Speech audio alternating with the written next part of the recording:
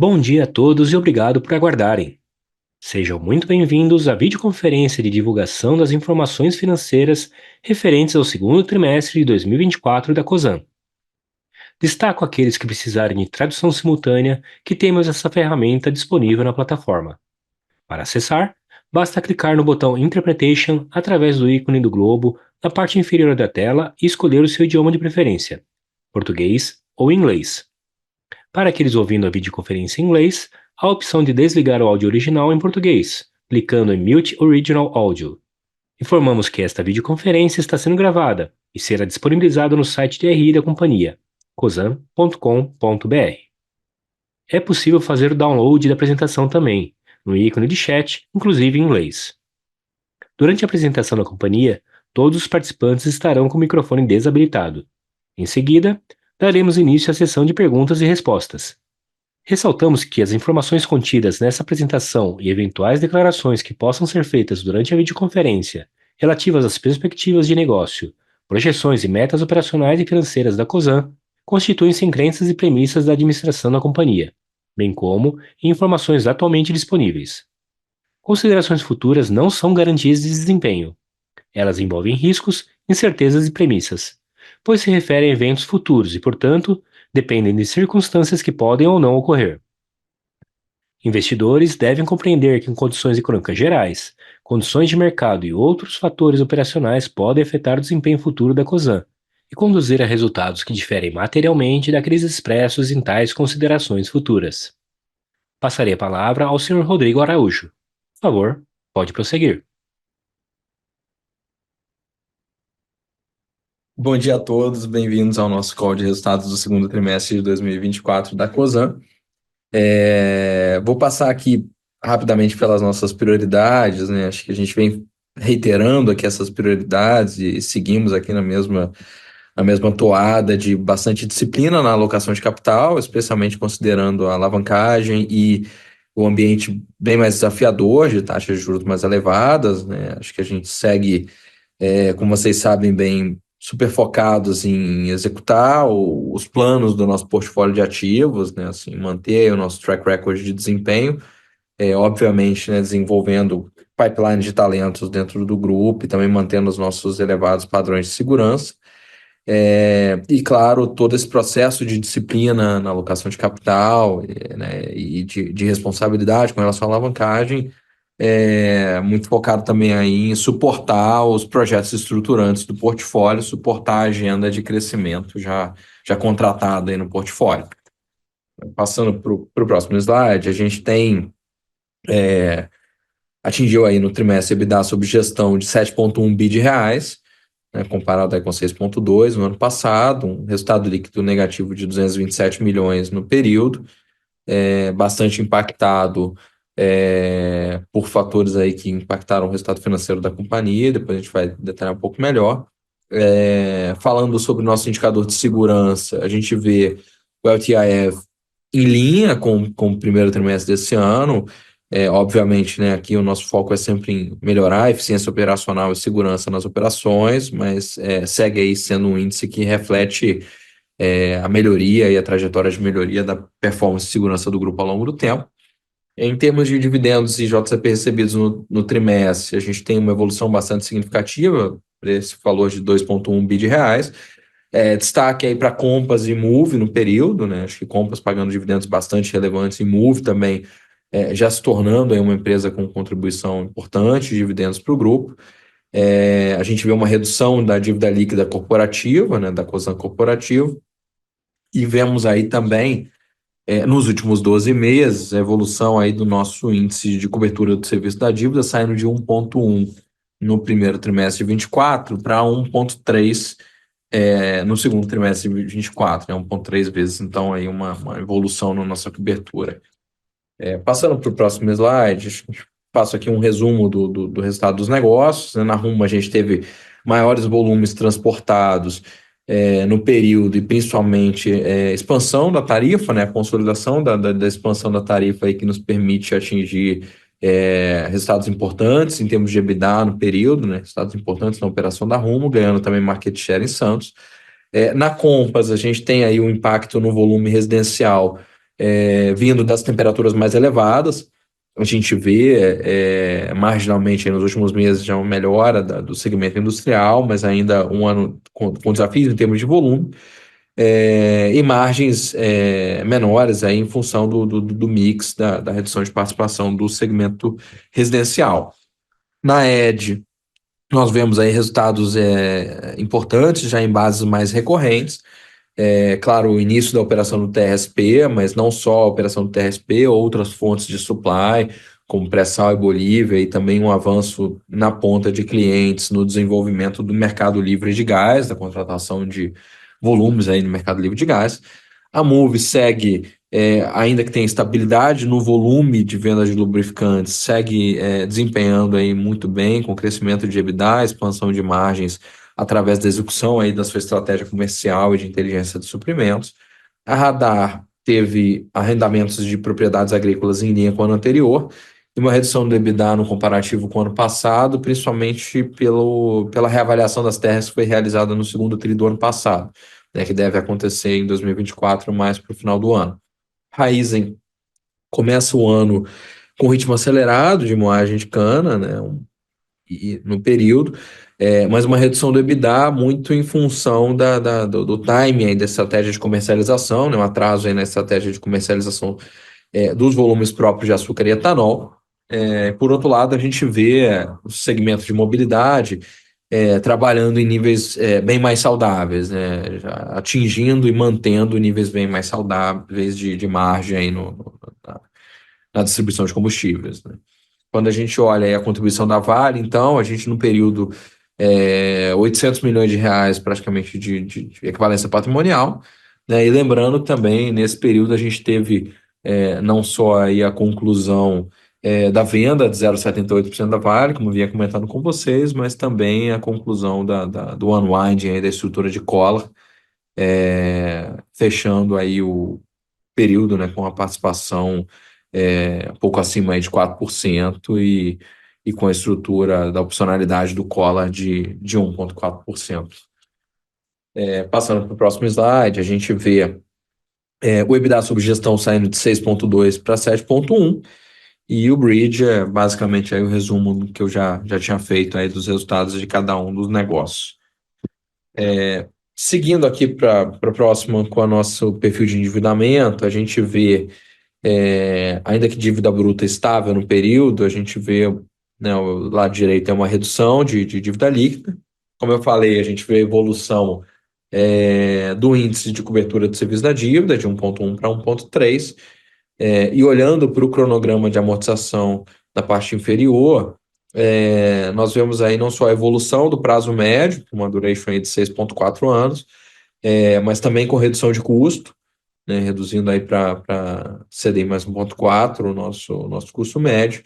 E nós vemos, eu vinha comentando, né, a gente fez recentemente operação no mercado de dívida brasileiro, de emissão de debêntures para endereçar exatamente essas duas torres de amortização que permanecem aí nos anos de 24 e 25. A gente fechou a operação de captação ainda dentro do trimestre, em junho, mas agora em agosto a gente realiza aí os pré-pagamentos e, como eu vinha trazendo, a gente vai ter aí um perfil mais alinhado com o ciclo de CAPEX do grupo e que a gente não tem amortizações aí até o ano de 2027, quando a gente tem os nossos bonds aí outstanding. Passando para o nosso fluxo de caixa no período, a gente vê aí uma evolução importante dos dividendos recebidos, como eu falei, destaque para a Moove e para a Compass, injeção de portfólio, essencialmente a venda de 0,78% de participação na Vale, e captações aí de 1,4 bi no período, basicamente para liability management, e aí a gente vê os usos desses recursos, amortização de principal e juros, obviamente, e a gente vê também no período a distribuição de dividendos para os acionistas da Cosan e também distribuição para os acionistas preferencialistas, aí destaque, né, para a estrutura da Cosan 10 ali com o Bradesco dos dividendos recebidos da Compass, né, fazendo com que a gente saia de um caixa de 2,6 para 4 bi, sendo que nesses 4 bi, como eu falei mais cedo, a gente tem 1,4 aí, 1,3 mais ou menos de pagamentos aí de referência aos anos de 24 e 25 de liability management que a gente fez a captação e vai vai executar aí o pré-pagamento ao longo do mês de agosto. Então, fecho aqui nosso resultado do segundo TRI. Agradeço a todos pela participação no nosso call de resultados e convido a todos para passarmos para a nossa sessão de perguntas e respostas. Obrigado. Iniciaremos agora a sessão de perguntas e respostas com o senhor Nelson Gomes, o senhor Rodrigo Araújo e a senhora Ana Luísa Perina. Lembrando que para fazer perguntas, vocês devem clicar no ícone levantar a mão na parte inferior da tela para entrar na fila. Ao ser anunciado, uma solicitação para ativar seu microfone aparecerá na tela. Então, você deve ativar o seu microfone para fazer perguntas. Solicitamos por gentileza para se limitarem a 2 perguntas por participante.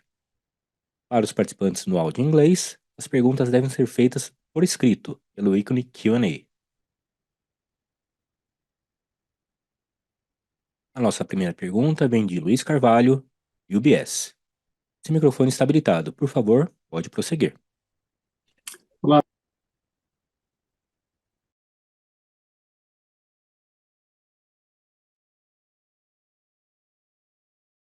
Alô, vocês estão me escutando?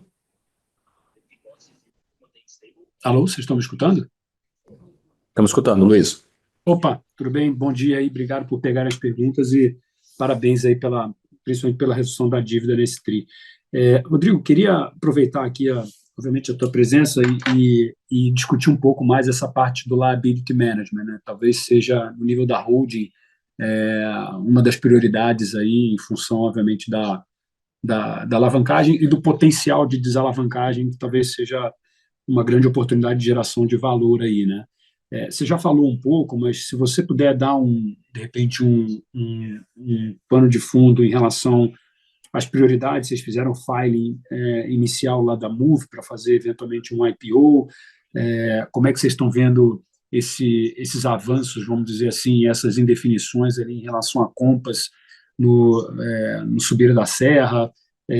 Você já falou um pouco de Vale também, mas o que a gente pode esperar do ponto de vista ali eventualmente de tamanho de posição, sem perder uma representatividade, vamos dizer assim, no conselho. Então, se você puder dar um panorama geral aí do que eventualmente a gente pode esperar para os próximos, sei lá, 12, 18 meses, seria legal.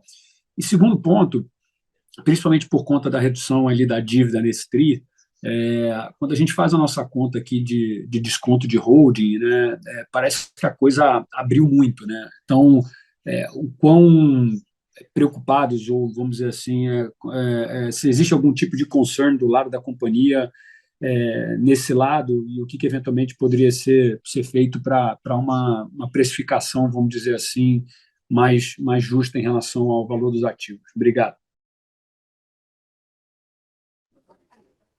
Bom dia, Luiz. Obrigado pelas perguntas. Passando aqui pela tua primeira pergunta, acho que dando uma visão mais geral, você sabe que, né, a gente tem sido bem vocal com relação a isso, a gente está bastante focado em alocação de capital e, obviamente, a alavancagem é prioridade na nossa agenda, é um ponto de preocupação e a gente vem trabalhando desde do ajuste do capital framework da companhia para a gente olhar um pouco mais para a cobertura de juros e para a gente ter uma visão em que a gente consiga atingir uma cobertura de juros que seja sustentável e perene ao longo do tempo, né? Então, você sabe que a gente vem trabalhando bastante nisso. Eu acho que em termos de movimentos aí de liability management e estrutura como um todo, assim, o que a gente tinha mais premência de fazer, a gente fez, né? Assim, acho que o primeiro semestre aí como um todo foi bastante ativo, né? A gente liquidou integralmente a estrutura do Cola Finance da Vale, fizemos aí a captação no mercado local para endereçar as 2 torres de amortização que a gente tinha em 24 e 25. Então, a gente, em termos de perfil, acho que fica um perfil bem mais adequado ao ciclo de investimentos do grupo, né? A gente tem aí investimentos importantes nos próximos 2, 3 anos, então a gente tem um perfil sem vencimentos até 2027. Então, acho que em termos de perfil a gente fica bastante confortável com o que a gente já fez até aqui. Obviamente, tendo oportunidades a custo, prazos, né, preços certos, a gente tem aí outras opções, principalmente de bonds, outstanding, a gente tem outras aí transações que a gente potencialmente pode fazer, então, mas vira muito mais algo estratégico, de fazer timing de bons momentos, do que uma necessidade mais, mais forte aí de curto prazo, né? Acho que passando em geral sobre teus pontos aí em relação ao portfólio, assim, o que a gente vê são os negócios executando o que está comprometido nos planos. A gente, obviamente, né, quando a gente fala de disciplina na alocação de capital, nesse ambiente de taxa de juros que a gente está, isso reflete para todos os negócios do grupo, né? Assim, obviamente é uma visão importante da Cosan, mas acho que todo mundo tem sido, em geral, mais disciplinado. Vocês têm visto movimentos de gestão de portfólio nos negócios, de investimentos e desinvestimentos, então acho que isso aí é algo que vocês vão ver cada vez mais natural acontecendo, e quem acompanhou o call dos negócios aí viu várias mensagens nessa linha, então acho que isso aí vai ser cada vez mais natural. Especificamente sobre a questão de subida da serra que você comentou, a gente não vê nenhum impacto relevante, tá? Assim, a gente aqui, como obviamente, né, como acionista, tá, acompanha, é um assunto relevante para a gente acompanhar, mas sem nenhuma atualização recente, nada assim que nos preocupe com relação a isso. E finalmente, com relação à questão da Vale, acho que além do que eu falei de amortização, do unwind aí do collar ao longo do semestre, a gente fez um ajuste, né, de tamanho da posição. Então vendemos aí 0,78, que foi integralmente utilizado para redução de dívida, então um movimento bastante focado em desalavancagem. O nível atual de algo próximo ali de 4,1 e 1,4 do call spread, né, daquela opcionalidade futura que a gente mantém, a gente não espera aumentar a posição, tá? Então não tem expectativa de aumento da posição, e a gente obviamente vai monitorar sempre muito próximo, equilibrando aí a melhor estrutura de capital da companhia com a nossa capacidade de exercer influência, né? Então acho que isso é algo que a gente tá sempre olhando, mas não tem perspectiva de mudança agora no curto prazo. Então considere aí que pelo menos por enquanto esse é o nível, sem expectativa principalmente de aumento, né? E com relação ao teu segundo ponto, do desconto de holding, é óbvio que esse é um ponto que nos incomoda, né? Assim, a gente não tem como ficar confortável vendo o desconto de holding abrir. Mas, por outro lado, assim, a gente está agindo naquilo que a gente sabe que tem potencial de criação de valor, que é exatamente desalavancagem, transferência de valor de dívida para equity, focar na execução dos projetos, assegurar que os negócios executem o CAPEX compromissado e o crescimento que está contratado com disciplina na alocação de capital, fazendo gestão de portfólio. Então, acho que é isso que a gente está trabalhando para conseguir fechar o desconto de holding. Então, obviamente, a gente não fica confortável com a abertura do desconto de holding, mas, por outro lado, estamos agindo naquilo que a gente controla e que a gente sabe que são as alavancas aí de criação de valor. Obrigado pelas perguntas, Luiz. Fechado. Obrigado, super claro. Valeu. Nossa próxima pergunta vem de Gabriel Barra, Citi. Se o microfone está habilitado, por favor, pode prosseguir. Oi, Nelson, Rodrigo, Ana, obrigado por pegar minhas perguntas aqui. Eu talvez entrando um pouco aqui em dois temas, eu ouvi um pouco a cabeça de vocês. Acho que, primeiro, na relação à Vale, né? Eu acho que é, teve essa diminuição ali, como vocês mesmos mencionaram, né? O fechamento ali do Collor, vocês ainda têm o call spread e uma posição ali perto de 4% na Vale. Eu queria entender um pouco a cabeça de vocês daqui para frente, né? Colocando em paralelo aqui essa discussão de desalavancagem da companhia, como a gente deveria continuar pensando aqui em investimento da Vale pela Cosan daqui para frente, né? Se isso realmente continua sendo um core asset da companhia, sei que é difícil comentar exatamente quais são os planos, mas se pudesse dar um pouco de cor aqui, ajudaria muito a gente a entender um pouco mais a tendência até da desalavancagem da companhia. Segundo ponto, sobre índice de cobertura, acho que tinha um target aqui de chegar ali perto de 1,5 vezes, então perto de 1,3 vezes. E aí, talvez o segundo ponto aqui que eu gostaria de entender é mais uma tendência aqui, como que seria a trajetória dessa desalavancagem na perspectiva de vocês, né? Quando e quanto a gente deveria esperar essa desalavancagem chegando da Cosanos nesses próximos anos. São esses dois pontos. Obrigado. Obrigado, Gabriel. Bom dia, obrigado pelas perguntas. Bom, vou começar então pela tua primeira pergunta com relação à Vale. Acho que você acabou abordando aí, né? A gente já fez um ajuste do tamanho da posição, mirando aí um pouco de desalavancagem no nível da Cosan.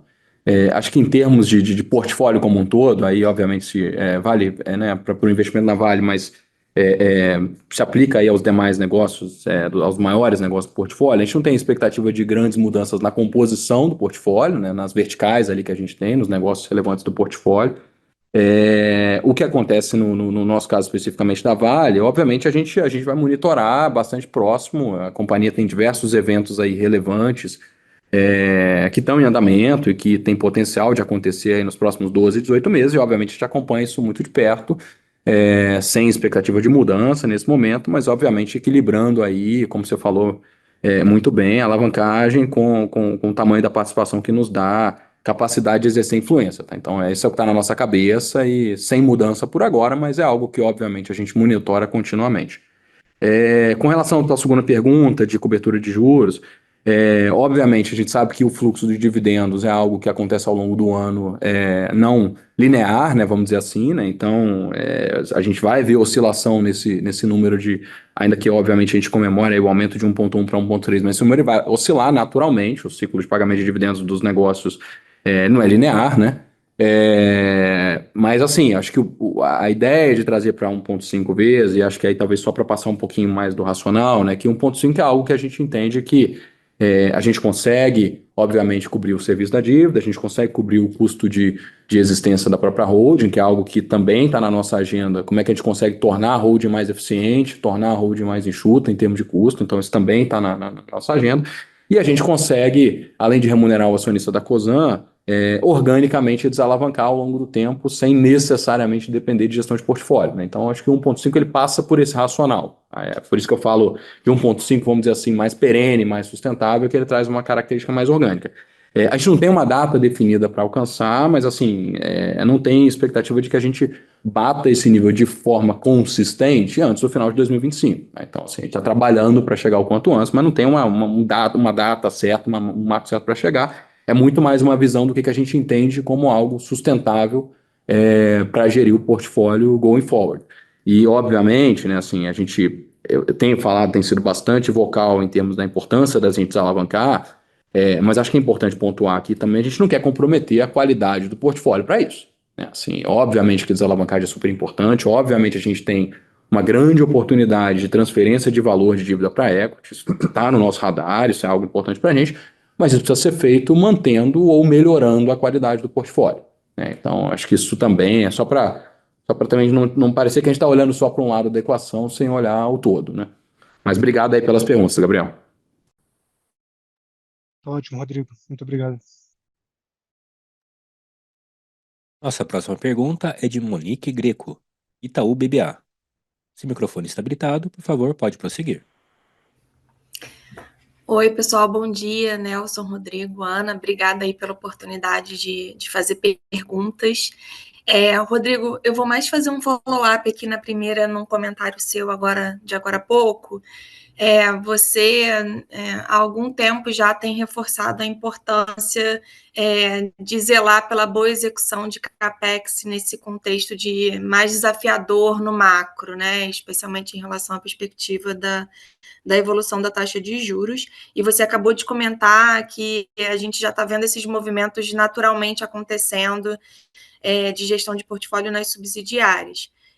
Olhando para os planos de investimento atuais das subsidiárias, o que está no plano hoje, onde que você vê os maiores desafios para essa execução do CAPEX, né, para essa boa execução de CAPEX, e onde você acha que tem mais espaço para ajuste desses planos de investimento para adequar esse ambiente macro mais desafiador? E a minha segunda pergunta é aproveitar a oportunidade para a gente falar um pouco de radar. Usualmente a gente vê uma reavaliação intermediária ali no segundo TRI, que não aconteceu nesse resultado. Então, queria saber como é que vocês têm visto o mercado de terras atualmente, tanto em termos de liquidez quanto em termos de apreciação, e se puderem comentar sobre a evolução da JV com a Novim para a gestão do portfólio de terras. Obrigada. Bom dia, Monique. Obrigado aí pelas perguntas. Vou começar então pela primeira aqui sobre a questão de execução de CAPEX e disciplina de alocação de portfólio, e vou passar depois para a Ana para pegar perguntas sobre radar. Com relação à execução de CAPEX, acho que o principal ponto, né? Acho que o desafio de um ambiente mais complexo de taxa de juros, de exigência de níveis de retorno mais elevados, vale para todo mundo. Né? Assim, vale para a Cosan e vale para todos os negócios. Obviamente, aquelas que estão passando por um momento mais relevante do ciclo de CAPEX, elas têm não só o desafio de retorno dos projetos, mas o desafio de execução do próprio CAPEX em si, que a gente sabe muito bem como é que nunca é fácil fazer CAPEX no Brasil. Né? Então, acho que tem um desafio, além de nível de retorno, um desafio de execução bastante relevante. Com relação aos movimentos de gestão de portfólio, eu citei aqui, né, mas acho que assim, é bom a gente tangibilizar, e se você olhar no portfólio, a gente viu substancialmente em todos os negócios. A gente viu venda de terminais e atração de parceiros na Rumo, a gente viu decisões estratégicas na Compass de ficar com parte do portfólio de distribuidoras e desinvestir de outra parte do portfólio, né? Adquirir aquilo que é estratégico, aquilo onde a gente vê mais criação de valor e desinvestir daquilo onde a gente vê que nós não somos o melhor acionista.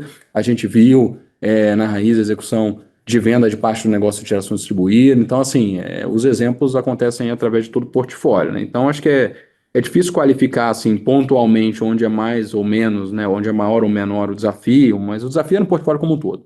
Assim, sendo bem honesto, e assim, sobre teu ponto com relação a oportunidades de seja otimização, seja redução de CAPEX, eu acho que existe no portfólio como um todo e a gente vai ser sempre bastante disciplinado em olhar para isso continuamente. Assim, aqui não quero pontuar oportunidade A ou B, mas acho que o ponto principal é que assim, a gente vai fazer esse desafio o tempo todo, seja para o CAPEX de crescimento, obviamente que a gente vai sempre fazer da melhor forma possível para que a gente garanta o crescimento, que a gente quer capturar o crescimento do portfólio, mas que a gente faça esse crescimento da forma mais eficiente, e seja para o próprio CAPEX recorrente, né? Assim, dá para fazer mais, dá para fazer melhor, enfim, esse desafio ele é across the board, tá? Então, assim, acho que sem dar nenhum case específico aqui, mas a gente está sendo bastante ativo em olhar para essas para alocação de capital across the board. Aí vou passar para a Ana falar aqui da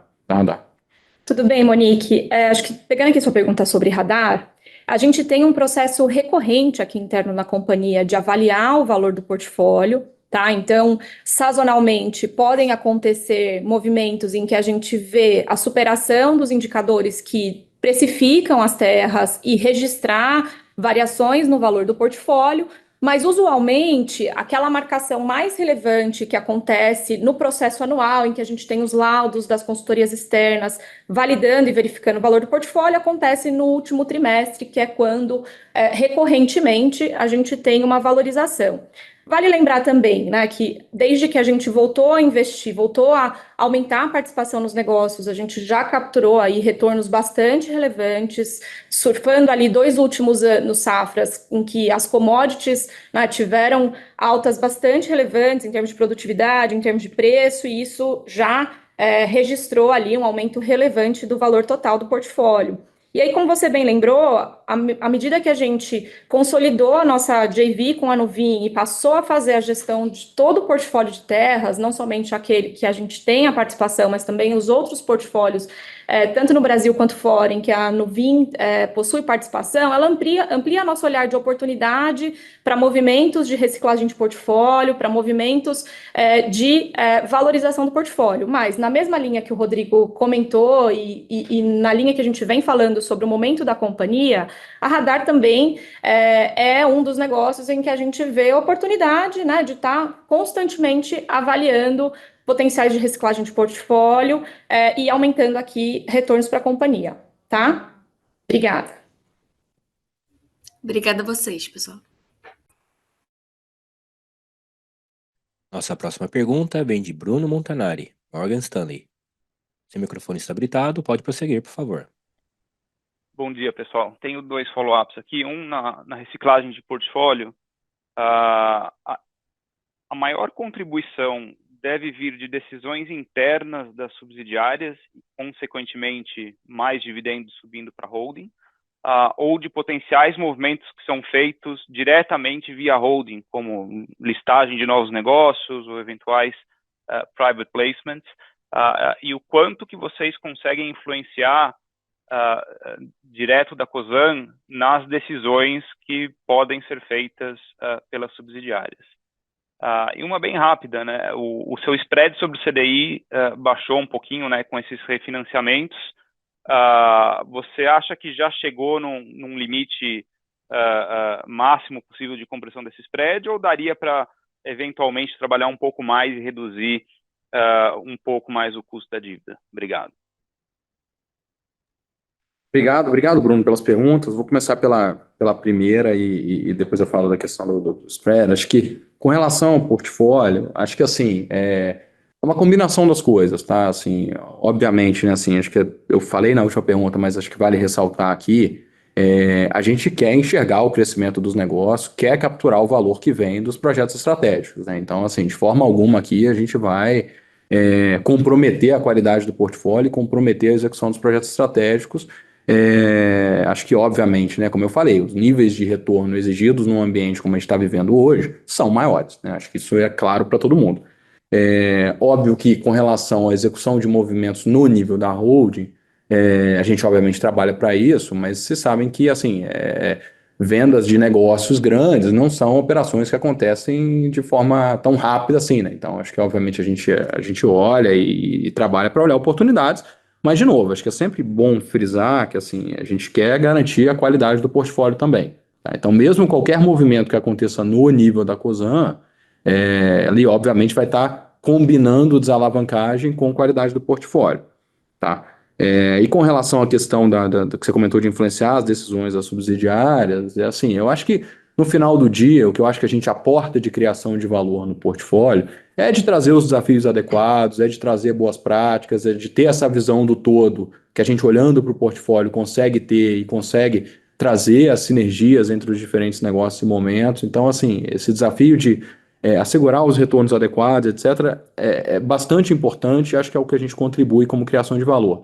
Isso não quer dizer, obviamente, que a gente vai mudar nenhuma decisão, né? Assim, acho que é importante pontuar isso, né? Assim, robustecer o processo decisório e fazer os desafios corretos, né? Assim, a gente, obviamente, não tem aqui a intenção, né, a pretensão de tocar o dia a dia de um negócio, mas sim de ser uma peça aí que contribui no processo de alocação de capital. Tá? Com relação ao spread, com relação a liability management em geral, acho que a gente está vendo um ambiente, obviamente, que está continuamente abrindo oportunidades de reduzir custo e de encontrar operações que a gente traz o custo médio para baixo, né? Assim, óbvio que a gente vai ser aquilo que era mais urgente, mais obrigatório, que eu comentei no início, a gente já fez, né? Agora a gente vai ser muito mais timely de achar bons momentos de custo e obviamente, olhando para melhorar a duration e melhorar custo, né? Então, mas a gente vê, sim, oportunidades de apertar aí esses spreads que a gente está enxergando, e vamos ser ativos aí com relação a isso, tá? Obrigado pelas perguntas. Obrigado.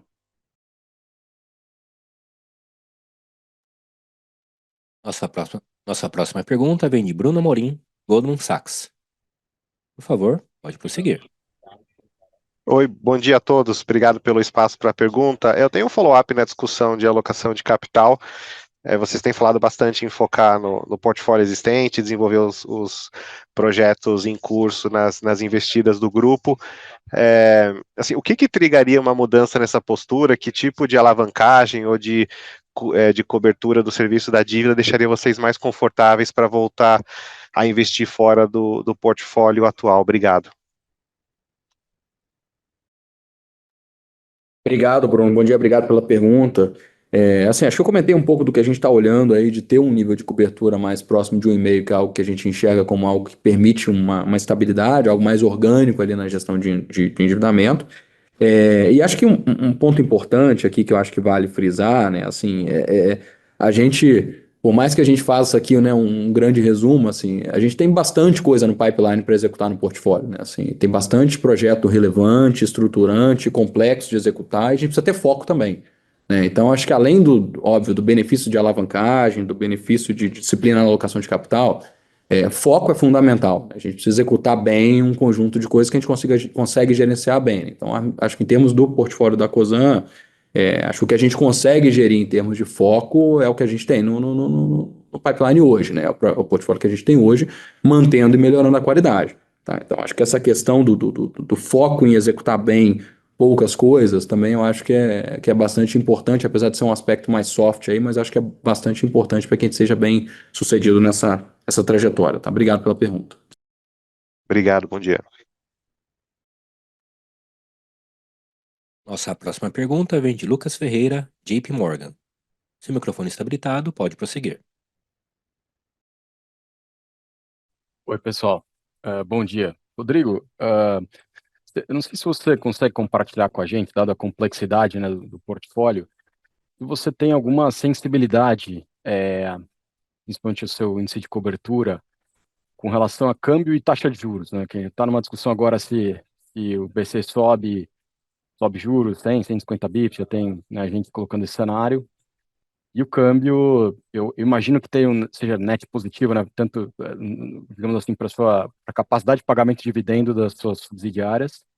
Mas, enfim, quando você coloca tudo na equação, o que você tem a pagar e a receber, né? Como é que você vê a sensibilidade dessas variáveis e esse cenário para frente, como que isso te ajuda ou não, né? Chegar nessa 1,5 vezes. E aí a outra pergunta está um pouco mais quali, assim, né? Como é que vocês estão vendo o cenário de negócios no Brasil, no mundo, com relação a ambiente econômico? Se não faz o grupo ficar um pouco mais cauteloso? Imagino que sim, né? Um pouco mais, vamos dizer assim, avesso ao risco. E que isso, como que isso de alguma forma acelera ou não, né? A prioridade da companhia analisar eventuais investimentos ou eventualmente até por algum período de tempo trabalhar com uma meta de alavancagem, de cobertura um pouco maior do que seria o esperado, né? Obrigado. Obrigado, Lucas. Bom dia, obrigado aí pelas perguntas. Vou começar, então, com a questão da sensibilidade de taxa de juros. Assim, acho que, óbvio, né, assim, a gente não vou dar guidance aqui com relação a isso, mas, assim, acho que é claro que o potencial aumento de taxa de juros torna mais desafiador o cenário. Assim, acho que, sem dúvida, torna mais desafiador. Vocês sabem que a gente swapa aí o nosso endividamento para floating aí em reais, né, para CDI.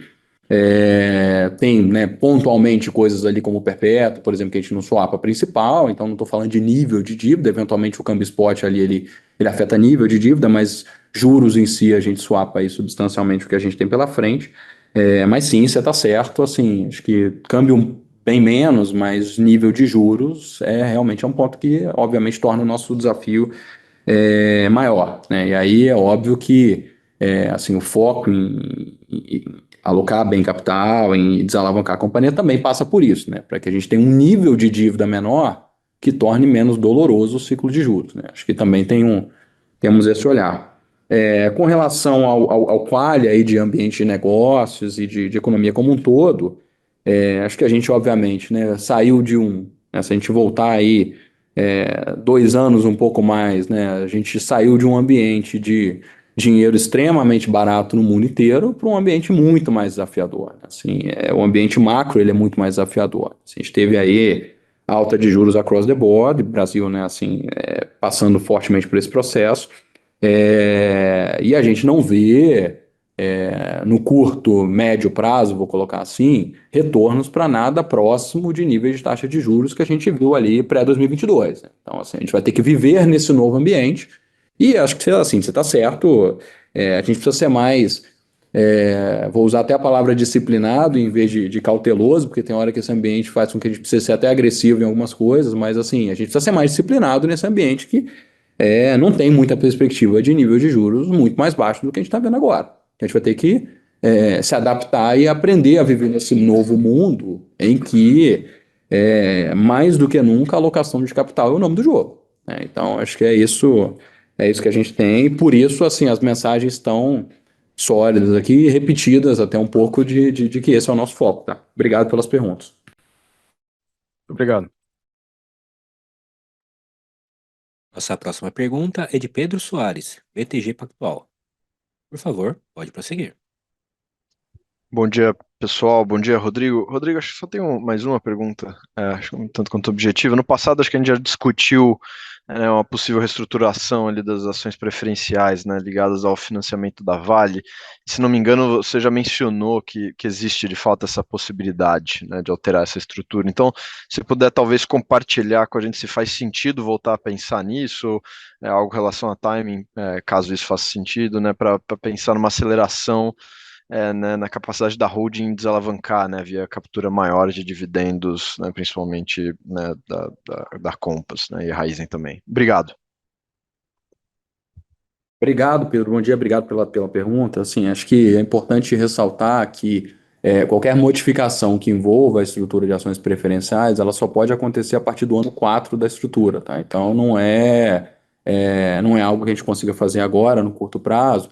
Mas, por outro lado, isso não significa que a gente teria interesse em fazer isso agora, tá? Assim, acho que é sempre bom ressaltar que a estrutura dos acionistas preferencialistas era uma estrutura que ela tem uma característica ali de equity de ser servida pelo próprio fluxo de dividendo dos negócios, tá?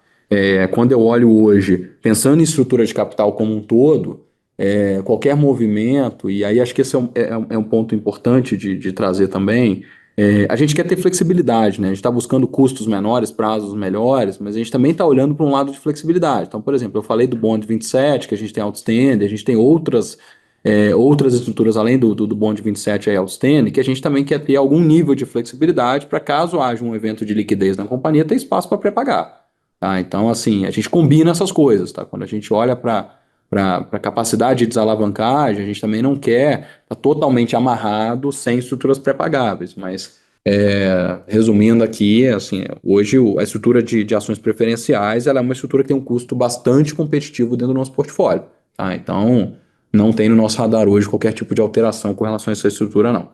Obrigado pela pergunta. Obrigado.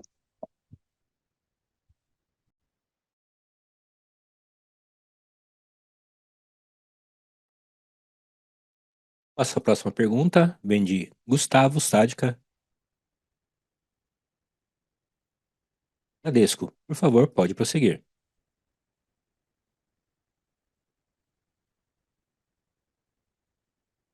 Olá, boa tarde, Rodrigo. Bom dia, Pedro Rodrigo, bom dia, Ana. Bom, a pergunta é sobre, né, o desconto de holding, né? Acho que quando a gente olha o desconto de holding, né, das formas que a gente pode olhar, né, que ou o desconto tá alto, né, ou talvez que os business ali que não tem marcação no mercado, né, Compass e Move, né, principalmente, estão subavaliados dentro da ação da Cosan. Nesse sentido, né, até pegando o gancho ali da pergunta ali sobre o cenário macroeconômico, né, como a gente está num cenário mais difícil, né, a gente pode ver outras opções, né, de marcação no mercado desses business, além de IPO, né, como private placement, né, que a Fusion fez no passado em Compass, né, ou até mesmo venda de stakes aí nesses business. Isso seria uma possibilidade aí para marcar mercado Compass e Mood. Obrigado.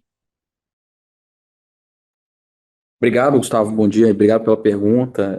Acho que a gente está sempre olhando, né? Assim, acho que são opções que estão na mesa. Assim, não tem nada hoje, obviamente, aqui no pipeline, mas a gente está sempre olhando, né? Assim, a gente sabe que e aí acho que vou só fazer uma segregação aqui no teu ponto de mercado de capitais. A gente sabe o tamanho do desafio de mercado de capitais brasileiro, né? Assim, acho que a gente está vendo aí um ambiente bastante difícil no mercado de capitais brasileiro, que não necessariamente é o mesmo ambiente do mercado americano, que é o mercado mais pujante e que, né, assim, acho que está mais funcional em geral do que o mercado brasileiro. Mas, assim, em geral, a gente está olhando todo tipo de oportunidade, né? Assim, acho que não tem aqui nada aqui que a gente não olhe, não avalie, não considere. Assim, não tem nenhum evento de curto prazo, né? Só para deixar claro aqui, mas é sim algo que a gente olha, tá? Obrigado aí pela pergunta.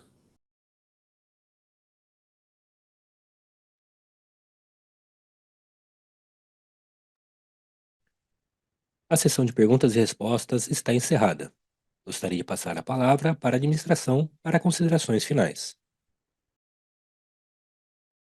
Obrigado a todos pela participação no nosso call de resultados. Todo o time aqui financeiro de relação aos investidores está disponível para vocês, qualquer pergunta que tenha ficado. E nos vemos novamente no call do terceiro trimestre de 2024. Obrigado, bom dia a todos.